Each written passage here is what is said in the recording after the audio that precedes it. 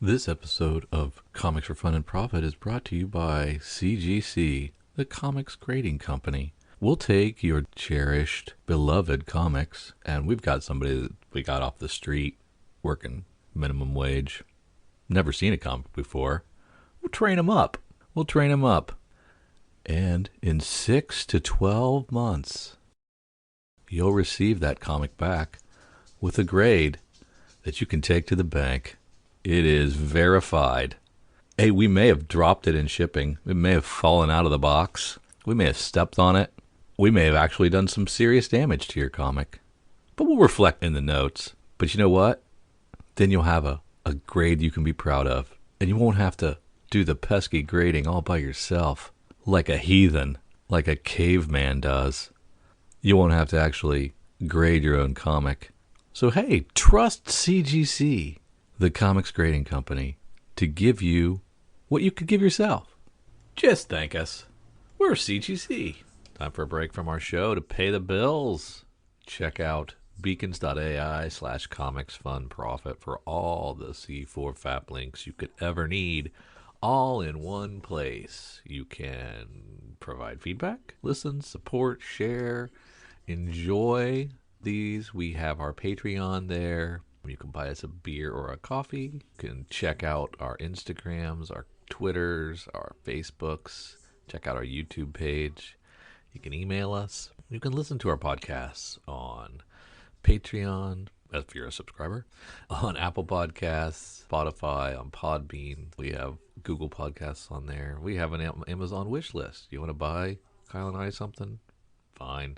You can do that here. We appreciate it. We have Kyle's RPG podcast listed on there, so you can check out his Dork Day afternoon offerings. We have Cowabunga links, so you can check out the Cowabunga deep discount FOC and pre-order list. Get on that. That's RLCS, so you can check that out as well. And we want to just give you opportunities to say hi, to check out what we're doing, support us if you would like, or just listen. Check out beacons.ai/comicsfunprofit for all the C4 FAP links you could ever need. Thanks. Back to the show. You're listening to Comics for Fun and Profit. This is Kyle Andrew with your sneak peek at next week, episode number 902, for comics originally releasing April the 23rd and April the 24th. But before Drew and I get into what's coming up in your local comic book shops this coming Tuesday or Wednesday, Drew, how we doing? I am 2 episodes deep in Fallout. Yeah, baby. And really, really well done. Nice production value and big bad side effect. Just makes me want to fire up the old Xbox and get right back into it. Absolutely. And play it through again. It's really, really cool so far. The world is just such a cool world. Yeah. Granted, full discretion, you and I, suckers for post-apocalypse. Yeah. But yeah, it was seeing the vault like that was really cool. And the little what were the little figures you were trying to get, all the bobbleheads, the bobbleheads, yeah. You see those every once in a while stuck in a corner. Mm-hmm. Yeah, the Vault Boys stuck in a corner every once in a while somewhere, and you're like, grab it! Those things are like gold. It was really cool, and all like there's a lot of Easter eggs I haven't played for a long time, so I'm like, oh, that's something. I don't remember what that was, but that's something. And then seeing stuff like little stem packs and things all around. Yep. It's really cool. And so it's, I guess, part nostalgia for the game, and it was a well executed show. So highly recommend. I guess even for season 2. Even if you haven't played the game, I think you'd enjoy it. I mean, absolutely. They take you back to a rudimentary level. You don't need to know the necessarily backstory of the uranium, depths of the battle between China and America and all that fun stuff. You just need to know this is what the world we live in. This is what happened. And this is, why we're in a 1940s post-apocalyptic future. My wife's watching with me, and she's asking me all these questions. And I'm like, okay, listen, I played the game. a long time ago, years ago, and I don't remember, and I don't even know if I just got finished with the game if I would know the answers to these questions about who this person is, what their deal is, Yeah. etc. I think some of these are new characters, so Yeah, there's not a lot of people that are people from the games. A lot of groups from the games, a lot of factions from the games, a lot of things like that. Because yeah. well, never mind, you're only 2 in, so sorry. I'm only 2 episodes in. But yeah, so she asked me all this. I thought you said you played the game. Well, I did, but again, I think there's some new stuff here. Lucia is not in the game. Maximus is not in the game. Yeah. The ghoul is based on a character from I want to say New Vegas, but I can't remember off the top of my head. Yeah, it's not in 4. No. Yeah. But yeah, you guys got to check that out. Kyle, what's our next movie? What are we going to go see? Deadpool's my next thing I'm waiting for. I'm all in for Deadpool. And when's that? June. Upcoming All right. movies. Let's see. Yep, Deadpool. I don't care about Moana. Transformers 1. Venom: The Last Dance. Joker: Folie du. I'll probably skip that one. It looks really weird. Fantastic Four is next year. Sonic the Hedgehog is this year. Transformers 1. What is Transformers 1? What are they going to do? Reboot it? Transformers 1, the untold origin story of Optimus Prime and Megatron, better known as sworn enemies but were once friends bonded like brothers. So like on Cybertron type of? On Cybertron. Oh, your daughter for some odd reason brought up Planet of the Apes, like we were into that kind of thing. It looks really good. The new one looks really good. Oh, that's right. There's a sequel to Gladiator coming out. Really? Kraven the Hunter's this year too. Okay. Lord of the Rings: The War of Rohirrim. Oh, yeah. Of course, after our Madam Web, are we going to do Kraven? It's in the same universe. I mean, Kraven or Madam Web was worth the $12. Okay. Ooh, Borderlands. The movie Borderlands. Yeah. Borderlands, yeah. Now, is that one I'm going to be able to watch without having played the game? Did you watch either of the new Jumanji movies? No. Oh, I was going to say they're pretty much like that, but just Borderlandsian. You'll be taking your wife to Twisters. Yes, yeah. The new Blade is next year. Is Twisters coming up in the summer? I moved on to 2024. Yeah. Okay. Ooh, date night. Gonna have to do that. Oh, that's right. There's another Bad Boys coming out too. Yeah, I saw the trailer for that. I'm not gonna do that one. Another Mandalorian.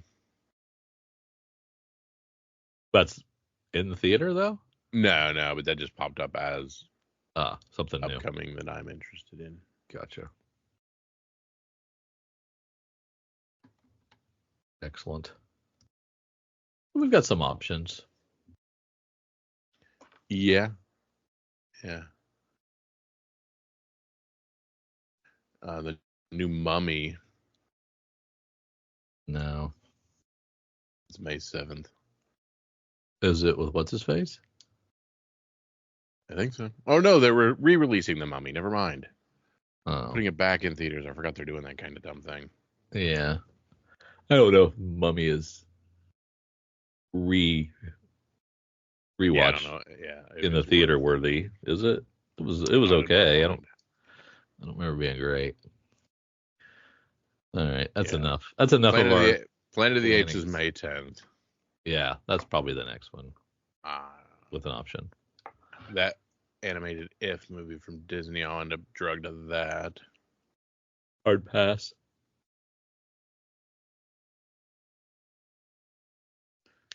All right, let's talk comics, bro. Sorry, I'm caught in a loop now. My bad. Let me try to suck myself out. Yes, let's go Hot 10. From our good friends at CBSI. Yeah, Deadpool is July 26th, not June. Sorry. All right. Hey, you got it right. Let's head on over to our good friends at comicbookinvest.com and look at their Hot 10 for April the 19th, 2024. Let's start with our first item, Uncanny X-Men Annual number 14 from the Chris Claremont run. It's been over a week now, so we can spoil the fact that Gambit gave his life in episode 5 of X-Men 97, sacrificing himself to save Rogue and the rest of the mutants on Genosha. For whatever reason, his first appearance is moving.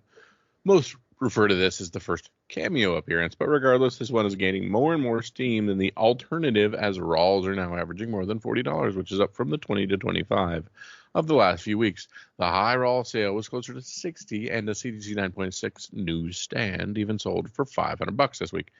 Does this mean that the market is finally recognizing this as Gambit's first actual appearance, or is it simply a matter of the cheaper alternative gaining ground that is, as it is currently more affordable? Probably the latter, but it's good to see it in any case. Uncanny X-Men 266. This is the legit first appearance with him on the cover.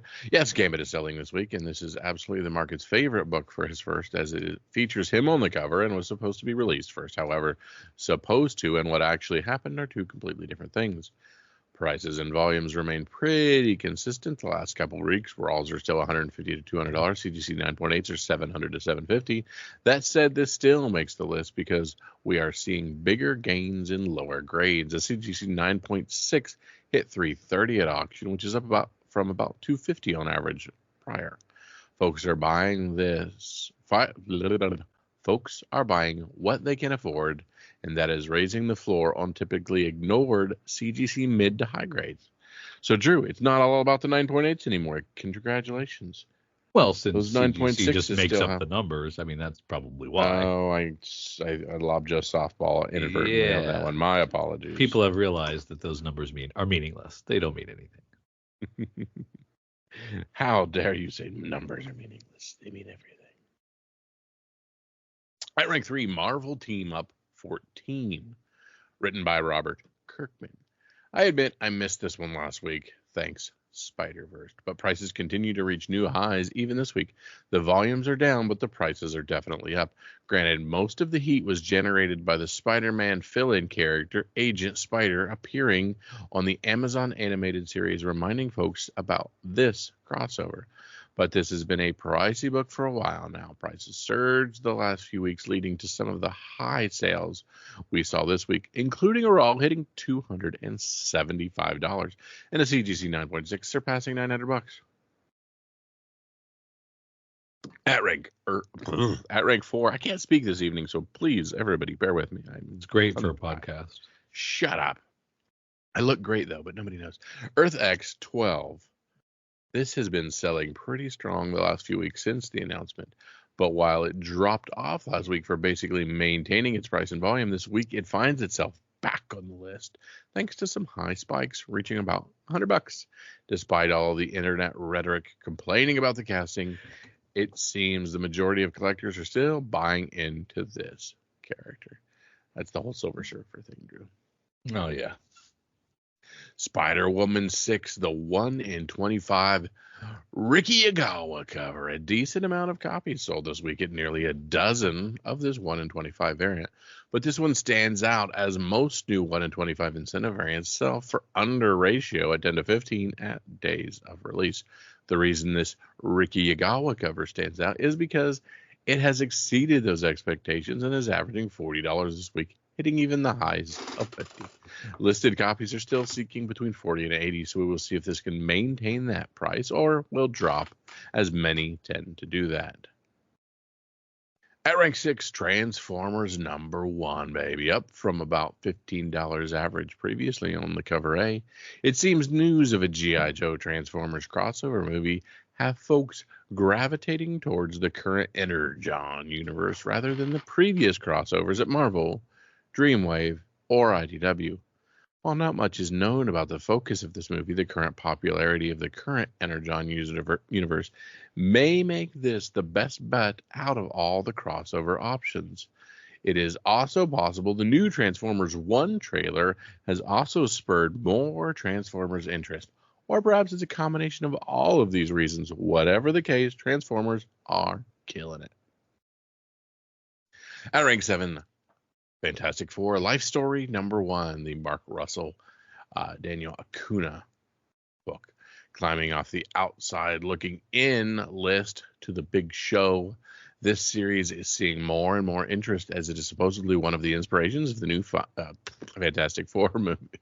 Oh, that's interesting. I see FF and I go Final Fantasy instead of Fantastic Four. Sorry. With that said, prices are now averaging between 20 and 25 on more than 20 sales this week, with a CGC 9.8 reaching $108. Most of this action is on that cover A, while the other open order variants are still very, very cheap. We will see if more folks start turning to those cheaper alternatives or if the heat remains on simply the cover A. Wonder Woman 8, the 1 in 25 Joshua Sway Swaby cover. Another new incentive variant stands out from the crowd. A decent amount of volumes with at least 10 sales these first couple days of release. While most sales being slightly over ratio at $30 or so, there have been some high sales of $45 since this hit shelves just Tuesday. We'll have to see if this can reach those pre-sale highs of over $60 or if this hovers around ratio for the weeks ahead. Uncanny X-Men 227. Another book climbing its way off of the outside looking in. This X-book continues to sell. It will be interesting to see what happens when this series of X-Men 97 is over, but for now, fans cannot get enough. While this is the first appearance of the adversary, who also appears again on this week's episode, some interest could be hoping to see the fall of the mutant storyline adapted in some way. With another 40 sales, most are still very cheap for those low to mid grades. However, raw highs have reached $20 to $25 in a CGC 9.8, also hitting triple digits. And at rank 10, X-Men Deadly Genesis #1, the Ed Brubaker, Mark Silvestri run. Look what a background Easter egg cameo appearance can do these days, as we saw maybe 2 seconds of the third Summers brother. And yeah, that was enough to spur interest in this dollar bin book. More than 30 sales this week so far across all 3 covers, but once again, cover A seems to be the top choice. Love to see that. On the market with highs hitting $15. Most sales are pretty cheap, and cover B and C are lagging a little bit behind at $8 to $10. But we'll see if this momentum can maintain, as I doubt we will see much more of Vulcan this season on the show. But who knows? Who knows what the future will bring? Notable sales in the big dogs. Teen Titans 75, a 1 in 25. This is from the 90s run, I think. I love this Adam Hughes cover personally, thanks to my old buddy John Z for selling me a 9.8 copy a long time ago. But we were shocked to see that this 1 in 25 Adam Hughes hit an all-time sale of $1,426 this week at auction. Not many of these come to market for sure, but this is still a huge jump from the last 9.8 sale of $765 back in December. Perhaps we should have seen this coming, as the last couple raw sales these past months or two have been in the 600 and 800 just for raws. Huh, that's interesting. Yeah, those early Hughes covers. All-Star Comics 3. An all-time classic as the first appearance of the Justice Society. This is a book we should always keep an eye on when the sale of a CGC 0.5, which sold for $6,600 back in 2022. A purple label restored 3.0 also sold for that same price. The last sale in any grade was a CGC 4.0 for $19,020. If you look at the notes, it appears the person submitting this book may have opted for the 0.5 blue label, as the cover presents well, despite the fact that the back cover is missing, and there is also a chunk missing of the interiors. So they may have chosen this grade over whatever higher grade they may have gotten in a green label, as the book is technically incomplete.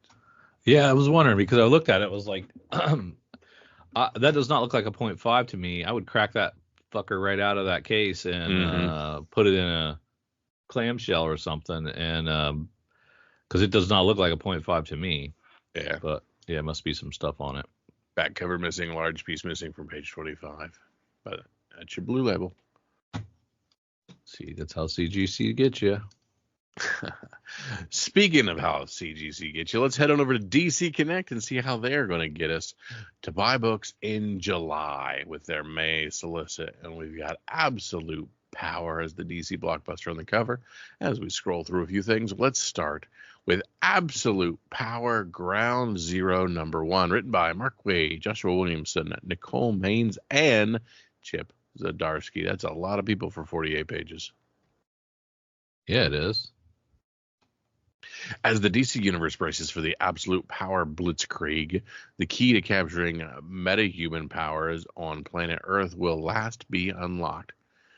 Bridging the events of Batman, Superman, House of Brainiac, and Suicide Squad Dream Team, this special oversized Ground Zero issue brings Waller's total dominations of the doorsteps and the world's finest heroes using the combined might of Failsafe, Brainiac, Queen, and the Suicide Squad.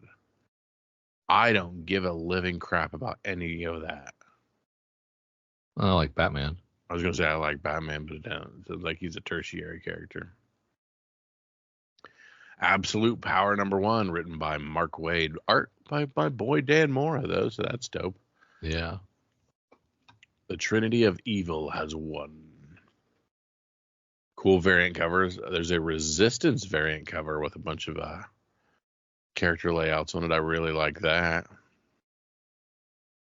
Zulo variants are going back. You know, we get our Scotty Young child variants. Now we have Zulo as kindergarten variants. That's interesting. Yeah, that's an interesting angle, isn't it? Mm-hmm. Absolute Power, Task Force 7, #1. Leah Williams writing that one. So, Kyle. Yes, sir.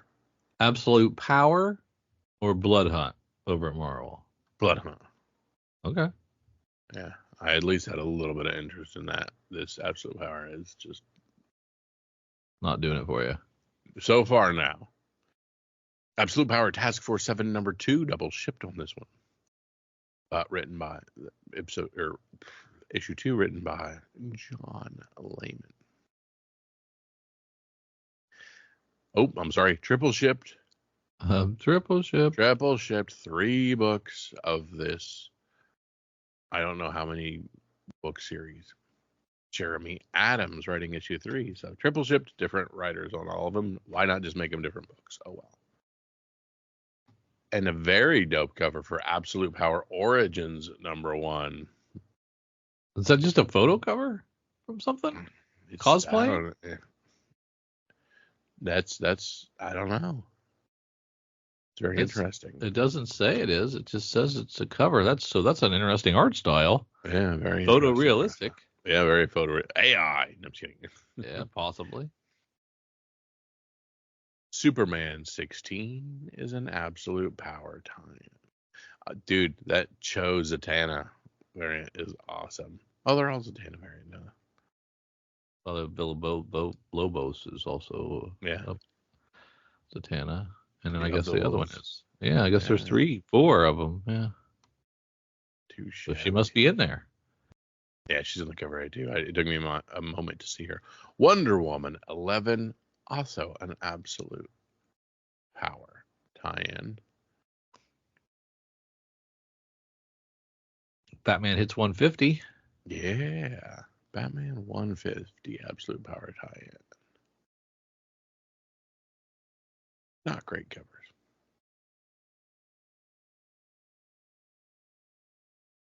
Oh my goodness. James Tynion goes back to the well for Nice House by the Sea. I'm not sure how that's going to work based on the end of Nice House on the Lake. And the terrifying award-winning series continues with an unexpected and unsettling second act. Pages look good. Yeah. Joker, The World, written by 900 people. Wow. That's a lot of writers and a lot of artists. 184 pages. Yeah. Oof. Will feature Joker stories by creative teams. The origin. Yeah, I'm gonna pass. That'll be a library or hoopla read at some point. I'm not gonna buy that. From the DC Vault, Death in the Family, Robin Lives, #1. In 1988, DC fans made a seminal choice in the history of DC publishing, voting to kill off Jason Todd's Robin in the Death of the Family storyline. Now, for the first time, we want to find out what would have happened if fans had voted to let him live. And it begins with the murder of the Joker. Is that new? Or did we know that before? What? That Robin was going to live? There's an alternative storyline if they'd voted differently. Yeah, this is it. Yeah, this is the first time we're seeing it.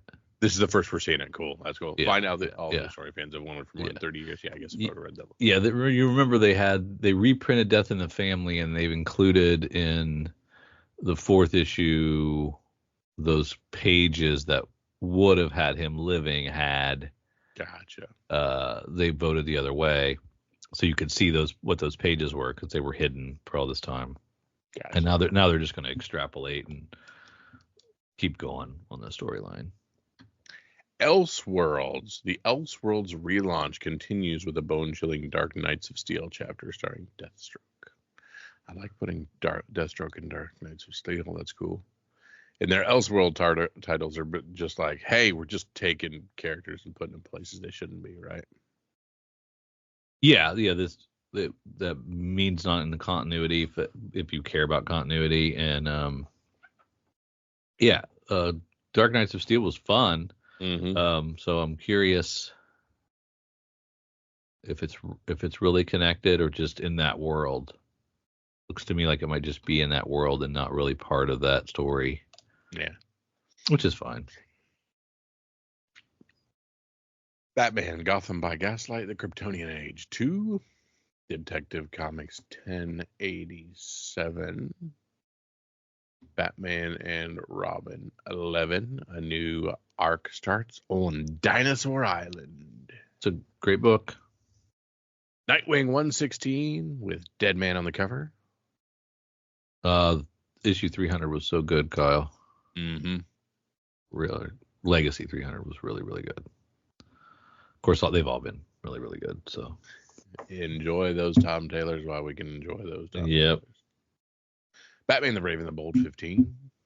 Poison Ivy 24. Ooh, with a nice Nakayama Water and the Flowers cover. Put me down for one of those. That's awesome. Harley Quinn 42.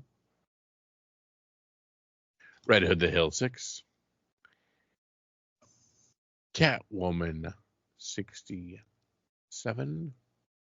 Penultimate 9 Lives issue. Yeah, it's really cool. They're good covers. Birds of Prey 11. Oh, look, they're on Dinosaur Island as well. Lovely. Penguin 12. I'm surprised they're doing a lot with this Penguin book. I wasn't sure how many they'd get out of it. I can't believe it's gone 12 issues. I did not think they'd get a year out of it. Will the Penguin survive his final issue? I didn't see that when I was talking about it. Yeah, but it's still solid run. Yeah, nice dozen for Tom King. Can't beat it. Batman Dark Age 4. The all-red book. Outsiders 9. Batman Superman World's Finest, number 29. Okay, Action Comics 1067. Gail Simone returns to Superman for a 3-part arc drawn by Eddie Barrows. That's pretty good. That might be fun.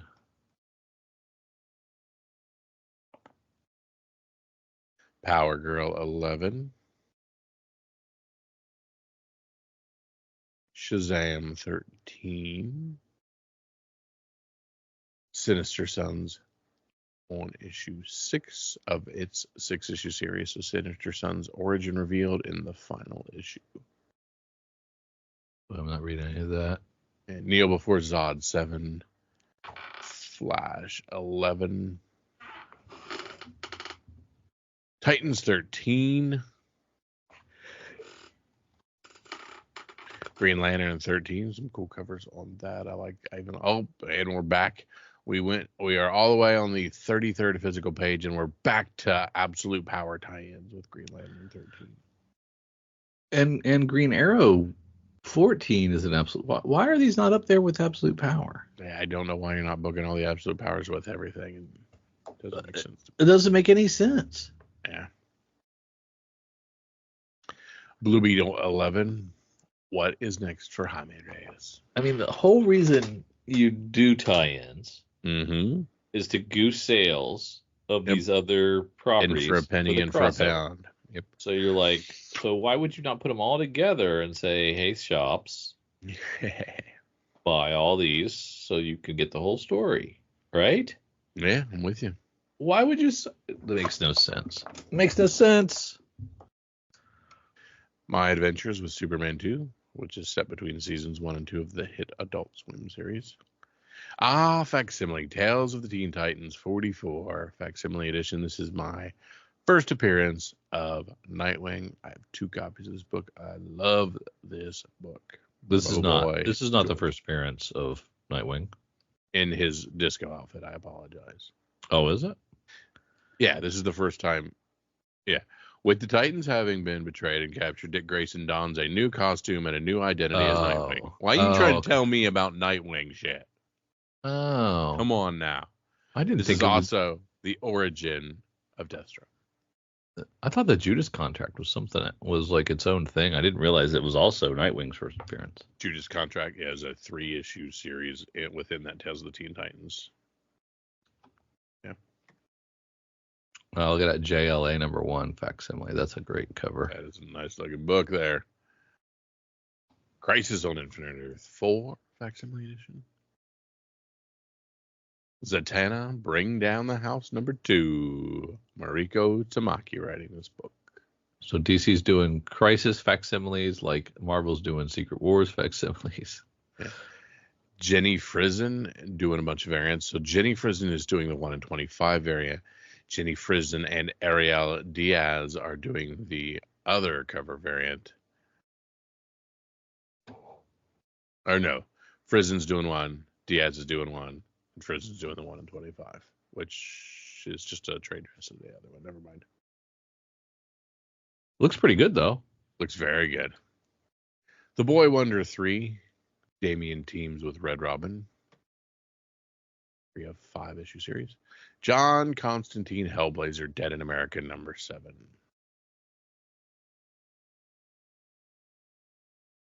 Still liking that.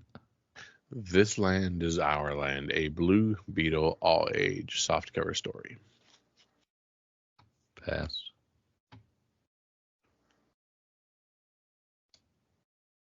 Pass all these YA books. Yeah, Primers, YA, Howard YA, Scooby-Doo Mysteries, Looney Tunes 279. Legendary artist Jose Lunes Garcia Lopez gets the spotlight with a series of awe-inspiring variants. I've seen a lot of those. They're just calling them character variants, but apparently they're Jose Luis Garcia Lopez variants. The Joker Year 1 trade. Yeah. Batman City of Madness trade. Lots of trades. Waiting to find another Absolute Power tie-in buried down here. Oh, that's All-Star interesting. Batman by that Scott Snyder run trade is cool. That deluxe edition there. It's the Elseworlds Justice League. I missed that one completely. I don't know when that came out.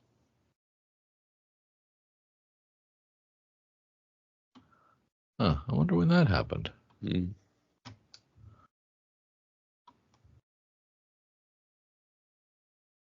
Oh, an omnibus of the Batman 66 series. 928 pages. Really? Yeah. There's that many? Yeah. They're issues 1 through 30 and the Lost episode 1. So, yeah. Oh, the Batman 66. Okay, I'm thinking of Batman 89. It's like, I don't think they have enough for an omnibus. I don't remember this Joker Killer Smile by Jeff Lemire. I do. It was really good. It was when the Black Label books were first coming out. It kind of followed the Batwang stuff. But it got lost in the shuffle. Okay. It's very well done. There you go. I do not see a checklist for your Elseworld title. Not Elseworld, but your Absolute Power, yeah. Good luck with all that. There's a $225 Killing Joke Deluxe hardcover, high resolution, 200 line screen printing on 16 GSM paper, Smithsonian lay flat binding, 280 pages, 13 by 20. Wow.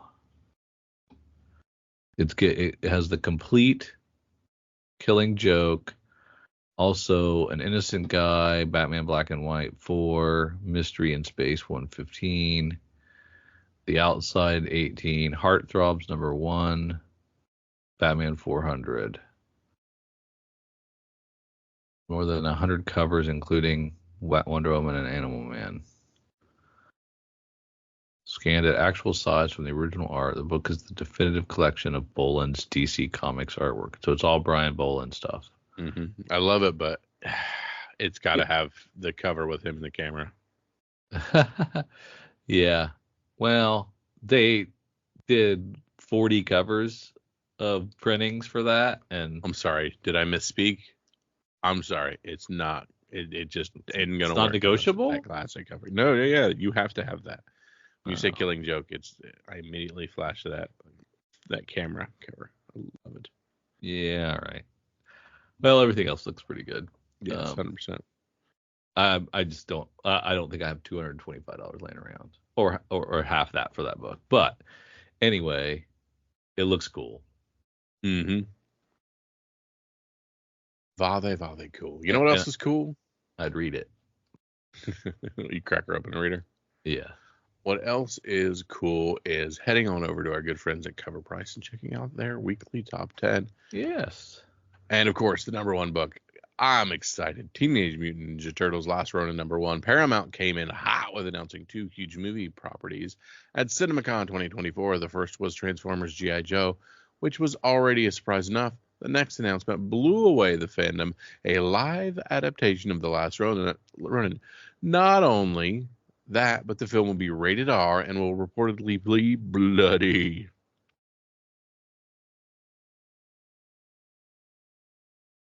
For those that don't know, The Last Ronin is dark, dystopian future of the TMNT series where only one of the turtles has survived. The book is a tragic and full of wrath. The series ends on a hopeful note, but it is too early to tell whether the movie will end with that same cliffhanger. 47 copies on the secondary market. High sale of $158 for near mint raw, with a current value of $124 being the average, and a CGC 9.8 going for $264, and a CGC 9.8 being very easy to get with those square bound, awesome format books. Is the Transformers G.I. Joe live action? Yes. Oh, interesting. Yeah, I think that'll be cool too. Yeah. Transformers number 1 is the second book. Transformers 1, Daniel Warren Johnson and Mike Spicer. Regular cover. Transformers Ram of the Beast was thought to be the big launch movie for Hasbro's cinematic universe. However, due to disappointing box office returns, many fans thought the future plans for the universe were scrapped last week. At CinemaCon 2024, Paramount announced that they will be moving forward with the Transformers G.I. Joe crossover movie. This is a huge announcement after hitting radio silence for the past year and also bringing newfound attention to the book that takes place in that shared universe known as the Energon universe.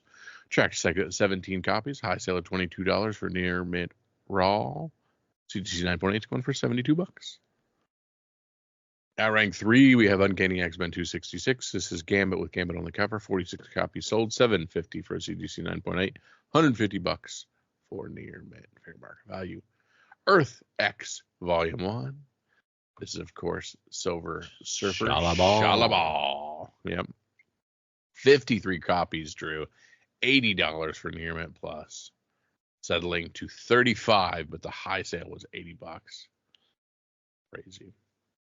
X-Men Volume 1, Issue 25. This is with Rogue and Gambit on the cover. While Episode 5 was a phenomenal sequence, it focused on a particular set of characters. Throughout the season, we see the love triangle begin to form between Magneto, Rogue, and Gambit. This episode hit the pinnacle of the romance and also was what we needed for the end. We won't go to spoilers, but I did earlier in the day. But the showrunners tested Rogue and Gambit's relationship. In the end, we proved his love for her, and this cover perfectly captures the love between those two characters. 41 copies sold, $26 for Rawls, CGC 9.8 for $217.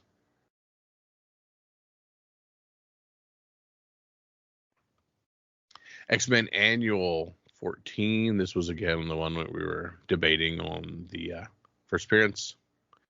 The name's Gambit. Remember, it was a triumphant moment in animated storytelling. Animation has always been a form of storytelling and has frequently been directed at children. The popularity of anime has reshaped the way that we view animation. Movies like Into the Spider-Verse started showing the general public that animation can be used to tell deep and moving stories. Drew, it's like they're telling this directly to you and speaking to your heart, Drew. X-Men 97 follows suit and takes their audience on an emotional roller coaster, ending with a shocking moment involving everyone's favorite Raging Cajun. Unsurprisingly, 3 of his books made the top 10. This was another one. 26 copies, $183 for CGC 9.8, $32 for Near Mint Rawls. Ain't got no time for them cartoons, man. Yeah. Silver Surfer Volume 1, number 1, $5,520 for a CGC 9.8. Rawls for $400. Saw 26 copies move into this monster book. Ultimate Spider-Man, still on the list. Cover A, still all these weeks later. Last week, this book fell off of the top 10 after being a long member of the list. This week, the book returned, and it even got in above Black Panther, Spider-Man's Marvel's most popular hero. 35 copies on the secondary market. $90 was the high for floppies, $79 still being the average. Wow. Dazzler number 1, Volume 1. The Taylor Swift Dazzler rumor has to be one of the most popular MCU rumors since the 3 Spider-Man in No Way Home appeared. This past week, didn't see any additional rumors for Swift. However, just this past Monday, director Sean Levy had an interview and was asked about Swift's appearance in the film. Of course, the answer was ambiguous as it came. The director replied with, the proliferation of rumors about who is and isn't in the movie is fabulous because no one will ever know the truth until July 26th. Take that as you will, but this vague reply will likely spark another fire under the rumor, sending this book soaring in popularity. 32 copies, $28 for Near Mint Rawls. Ultimate Black Panther, back on the list. Cover A's, CGC 9.8s for $105. $38 the settle price. 25 copies we see sold on the secondary market. Oh, she's probably in there, right? I would say so. I mean, even though they blew the Super Bowl, but she's gotta be. Yep. Rank 11, we have Star Wars Thrawn. Alliances for the EM Geist 1 in 25. This is the 4th in the 4-issue miniseries, and it sold 13 copies at a high sale of $88 for a raw, with a currents around $54. Well, I guess it is a 1 in 25. That makes sense. Rank 12, we have Teenage Mutant Ninja Turtles Last Ronin number 1. We talked about that. The 1 in 10. This is the 1 in 10, though. Yeah, you're right. 10 copies of it sold. We had a high sale of $140 for a CGC 9.8, and Raw's around $39. I'm kind of geeked for this one. This might be a really good movie. Heck yeah. At rank 13, we have The Amazing Spider-Man 300, first appearance of Venom, back on the list again because it sold 26 more copies with a high sale of $9.95 for a CGC 9.6, and Raw's around $5.20. At rank 14, we have World of Wood, The Eclipse book from 1986. This is a Dave Stevens cover, and track copies with it doesn't have how many copies were sold, but they did sell a raw sale of 125, but near mint's usually around $91. Mm-hmm. Rank 15, we have the Incredible Hulk 11, the Art Adams 1 in 25, and this was a great cover, but it was just like a really big face cover of Hulk, which was pretty cool. 27 copies of this moved with a high sale of $52 for raw. Geiger, the 80-page giant from a couple years ago. This had the first appearance of Redcoat in it. I remember that. Mm-hmm. So 19 copies of this sold with a high sale of $40 for a raw. Amazing. Rank 17, we have Alien Worlds, Volume 1, Number 2 from Pacific Comics from 1983. Another Dave Stevens cover. This one moved 21 copies and had a high sale of $36 for a raw. At rank 18, we have the Uncanny X-Men 221 from 1987, the first appearance of Mr. Sinister. And 20 copies of this thing sold with a high sale of $100 for a raw, which ain't too shabby. Not too bad. At rank 19, we have X-Men 114 with a spoiler warning. This is from 2001. The book's trending for two reasons. The first is while the MCU doesn't have X-Men yet, we're getting one of the most iconic in Wolverine. He's pairing up with Deadpool to get up to some shenanigans, and it wouldn't be a superhero flick without a villain. Cue Cassandra Nova, the sort of twin of Charles Xavier, rumored to be the villain in Deadpool and Wolverine. Oh yeah, I forgot that. She's also theorized to be the major villain behind the scenes in X-Men 97, which leads us to the second reason. The utterly traumatizing and brilliantly written third act of episode 5, where we see Genosha destroyed, ripped right from the pages of this book.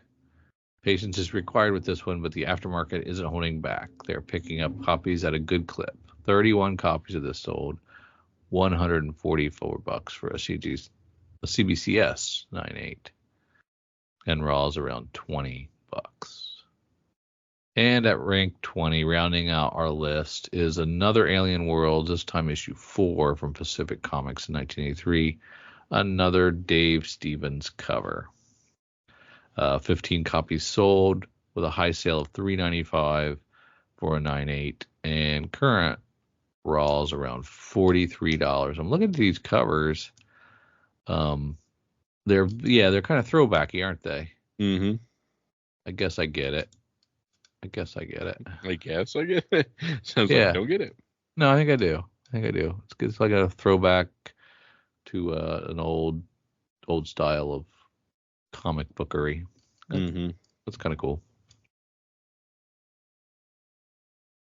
And that's that. That's the list. That's right. We've gone through quite a bit of stuff. All right, Drew, it's time for what everybody came for, our sneak peek at next week. So I'm going to head over to our good friends at Lunar Distributions. Head on down and look at what is releasing on April the 23rd. Some great Dark Age, Batman Dark Age 2 covers. Some very murky Brave and the Bold covers for issue 12. I guess murky and Batman kind of go hand in hand, don't they? Yeah, no doubt. You'll see a lot of light pastels. Detective Comics 1084 was a great Detective Chimp cover by April Fool's cover. Maria Wolf. That's a beaut. Ooh, love that Jenny Frison cover. Did I go right by it? Oh, that's when you get to Harley. Sorry, I jumped up to Harley. I am not there yet. Yeah. You'll get there quick. There wasn't a lot in between. Yeah, I see it. Yeah, she's got a style for sure. Mm-hmm. It works for you every time. over and over I again. fall for it every time. You do. Ever since Reaper. Not Reaper, but whatever that one book was from Image. Oh, that's cool. They did a showcase facsimile for the first Green Lantern. You can put yourself quite the collection together on facsimiles now. Mm-hmm. Which is cool, as it should be. And over to our items for the 24th.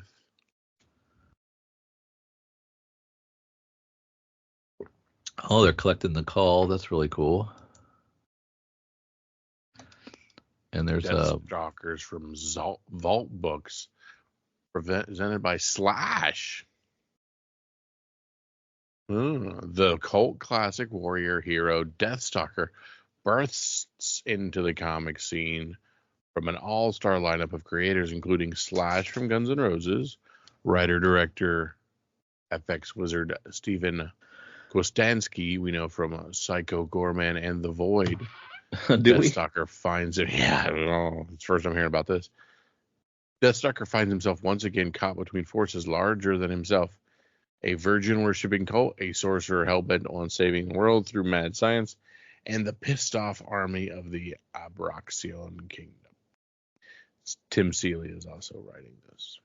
If it was Axel writing, or Tommy Lee, I'm there. Not Slash. What if at some point during it they say something about getting on your sha-na-na-na-na knees? No? That would be awesome. Dick Tracy books. Wow. Yeah, Dick Tracy's relaunching a new ongoing series from Mad Cave. Kind of cool. Drawing Blood by Kevin Eastman. I will probably read that Dick Tracy. Heavy metal book.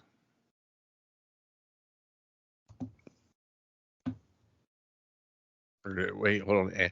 Robert Rodriguez? On Dick Tracy? No, Something else.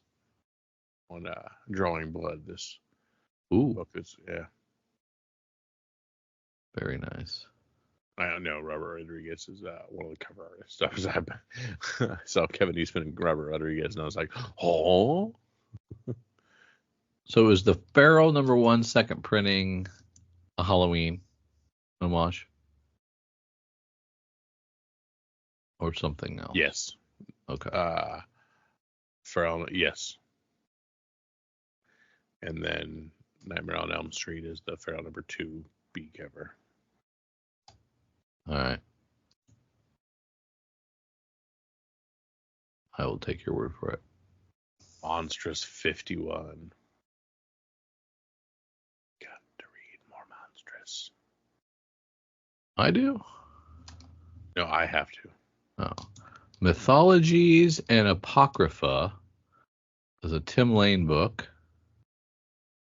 This explores the good, the bad, and the ugly of 20th century masculinity through a head-spinning blend of fact and fiction featuring Elvis, Frank Sinatra, Walter Cronkite, and others.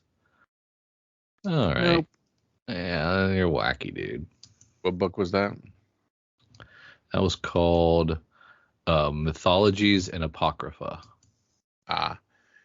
Dude, pretty deadly. It's a hardcover. Yeah. $125 for 5 issues. Ouch. Jesus, Kelly Sue, are you that broke? Okay, Distillery, let's have real talk. I mean, I like your artistic flares with your little landscapey comic, right? Mm-hmm. But you need to crop it. You need to crop it so it fits on the website, on the solicits. Everybody can see it, or turn the damn thing sideways or something, because we can't have this. We can't have these little tiny postage stamps. Especially with a Jenny Frison cover that it takes me a while to get to. Yeah. Well, we get Creatures from the Black Lagoon #1. I don't know who's writing that one. That's Dan Waters, Ron B. Yeah. Some good stuff up there. World Tree 9. We look for. So wait a minute. After weeks and months of Boom being on top, yep. Boom has been the first comic publisher.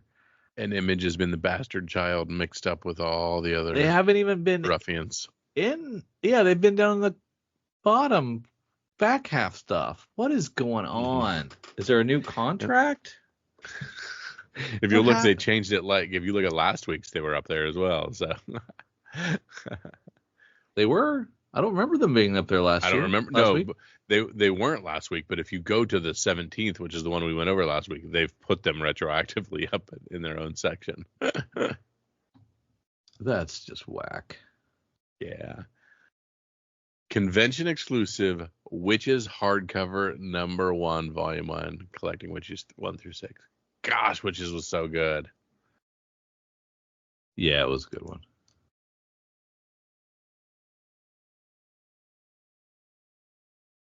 Oh, Man's Best from Boom has a second issue already.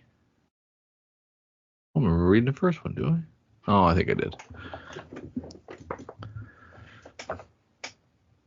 Once Upon a Time at the End of the World, penultimate issue. Oh, yeah. Pine and Merrimack, penultimate issue. Rare Flavors, penultimate issue. Gosh, I love that Art Germ, Something is Killing the Children, cover H, FOC reveal variant. Boy, that's amazing. It's no Jenny Frozen. It's not, but I prefer it. I like the Frozen cover, but I prefer my Art Germ. And I like the Something is Killing the Children t-shirt as well. Yeah, right. Really good. Dark Horse Comics, The Last of Us Part 2. Oh, it's a clicker figure. Gotcha. Avengers Twilight #4, second printing of an Alex Ross Thor cover. I like it. Yeah, that's close to the end. Mm-hmm. Star Wars Darth Maul, black, white, and red. That's pretty much got you written all over it, Yes, bro. it does. I love it so much. And I love that Ben Harvey cover. Is Frank Miller doing a Darth Maul cover? He is. I was going to say, you can tell by how absolutely shitty it looks that he is. Yeah. Do you think he's ever seen Star Wars? Oh, I love my Ray Park Darth Maul movie cover, too. Star Wars Jango Fett 2. Superior Spider-Man. Symbiote Spider-Man 2099, #1, going to a second print. Ultimate Spidey 4 has a Torque variant. Looks pretty interesting. And the standard cover A looks pretty good, too. And the Medea's Manhana Mari. Yeah, what are they doing there? The seance or something? Having a little dinner party. All right. Love that Wolverine 48 with like a Stretch Armstrong on the cover. That's great. Down to the Dynamite books. Out of the Dynamite books. Thundercats Ho and off. American Psycho 4. Took a while for this one to come back. It must have taken a big thing, but we've got another business card variant. Biomex launches with the #1 issue. There is a Death Stalker with Slash on the cover. I didn't see that one. I didn't either. Please inquire on the price. Oof. What's that mean? You can't afford it, bruh. If you gotta ask, you can't afford it. Yeah. If you gotta ask, you can't get it. There's a lot of please inquires on those. Yeah. Yeah, it was pretty good. I read that first issue. I liked it. Pooh and Bambi #1 from Zenoscope. In a war, there are rules, but the forest has none. Abandoned by his country, betrayed by those once calling him family, and hunted by those who want nothing more than to keep him as a trophy. Winnie the Pooh is on a mission, and no amount of honey will sate his thirst. He wants revenge. Operation Sunshine from Dark Horse is another set of podcast hosts turned comic writers. Can't swing a dead cat without in a couple of podcast hosts writing a comic. So Pooh versus Bambi's not quite what I thought it was going to be when you were talking about it. Mm-hmm. The first two covers are. The other two are classic Zenoscope. Not so much. Robot plus Girl, #1 from Keen Spot. A little all agey. Star Wars High Republic Adventures Phase 3, cover 5. TMNT Ongoing 150 has a cover D that you're going to want to have. Tell me this is like 80 pages for $10, if it's going to be $10. I don't know the answer to that question, so I'm not going to tell you. The Kevin Eastman covers. Cool. You got to get if you're getting a TMNT 150, you got to get the Eastman, right? I think so. Just don't know why it's $10. Just because it's 150, I guess. They took a page out of the Marvel book. Yeah. Drew, this morning podcast where I asked for your pick of the sneak peek at next week pick of the week. Drew, what is the one book to head to your shop, make sure you can find and put in your collection? Well, from the good folks, Alex Segura, Michael Moreci, Chantelle, Aimee, Osman, and Geraldo Borges. Over at Mad Cave, I like Dick Tracy #1. What? Did not see that coming. Did not see. I had a few things pulled out, something like that FOC reveal cover for Something is Killing the Children, 36 by Art Germ. I love that cover, but I'm going to go with that TMNT 150, and I'm going to go with that cover D that has kind of the Where's Waldo, a bunch of people on the cover. Kyle, you yourself say it's always cover. Yep, but I like it. I like it a lot, and I'm going to. Oh, it's a wrap cover. Yes. Very nice. Wish it was a 1 in 10. Be even happier if it was. What's a 1 in 10 $9.99 book cost you? It's a good question. $100. We thank you for tagging along with Drew and myself through our sneak peek at this week and all the other things we do here at Comics for Fun and Profit. If you like what we do and want to hear more, we talked a lot about heading to the movies here soon. Of course, all of our movie reviews debut on our Patreon early and ad-free. So you want those things? Hang out with us, be part of the conversation. Sometimes they stay there forever, and they never make it out. They never make it to the light of day. True. That's true. Ooh, there's a foil on them. Okay, sorry. I've got to move. We appreciate you guys, and thank you so much for tagging along with us. For Drew and for myself, see you. Our LCS is Cowabunga Comics out of Oconomowoc, Wisconsin, and their mail order company, Deep Discount Comics. And we went there, and we were actually invoice number 00001. We were the very first their very first customer, which was kind of cool. They've been nothing short of fantastic, customer service wise. Discounts, they were very close, if not the same or better than DCBS on a lot of things. Over and above, customer service wise, always taking care of us, going the extra mile, so responsive, getting instantaneous responses back to questions about things, and to the point where knowing the stuff you like and anticipating your needs and having it suggested that you might want to add this to your order already before you even have to think about it. That's kind of cool. Really quality experience. So we love working with Cowabunga and Deep Discount, and that's why they're in our show notes every single episode, and have been for hundreds and hundreds and hundreds of episodes. That we leave them there because we like them. They're cool, good people. That's why they're in there. By God, they'd tell you to, if you've got a local comic book shop that you love, stay with them, because everybody needs to support their local comic shops.